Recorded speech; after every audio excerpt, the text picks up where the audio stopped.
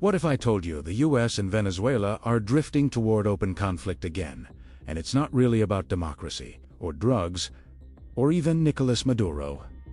It's about leverage, because here's the part most people miss. Venezuela is sitting on the largest proven oil reserves on Earth, and right now, that oil is back on America's radar. After years of sanctions, isolation, and political stalemate, the US is suddenly talking to Caracas again. Quietly. Carefully. And that should make you pause. For years, Washington called Maduro a dictator, put sanctions on Venezuela's oil, accused top officials of running a narco-state tied to cocaine trafficking. The Justice Department even put a bounty on Maduro's head.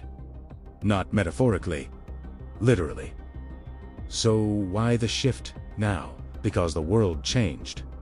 Russia invaded Ukraine. Energy prices spiked. Supply chains snapped. And suddenly, the US needed oil from places it once tried to lock out. Venezuela went from pariah to potential partner almost overnight.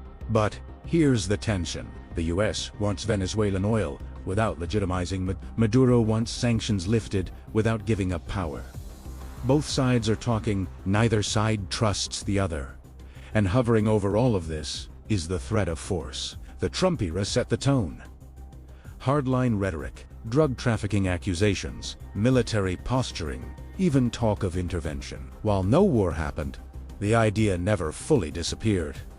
It just went dormant. Now, it's back in a quieter form.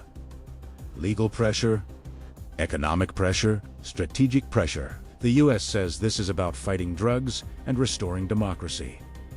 Critics say that explanation doesn't hold up. If drugs were the real priority, why focus so much on oil licenses and sanctions relief? And if democracy were the goal, why negotiate with the same government you say is illegitimate? This is where the story gets uncomfortable, because Venezuela's people are caught in the middle.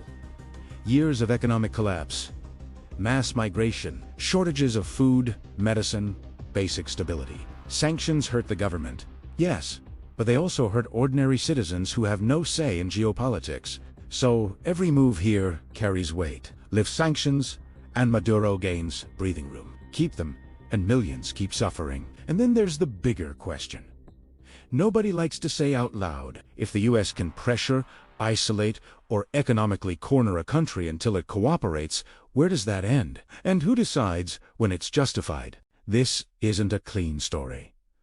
There are no heroes here, just power, resources, and consequences. The real issue isn't whether the US and Venezuela will clash tomorrow. It's whether this slow, strategic squeeze reshapes how global power works in a world desperate for energy. Because once oil enters the conversation, principles tend to get flexible, and the next move hasn't been made yet. But it's coming.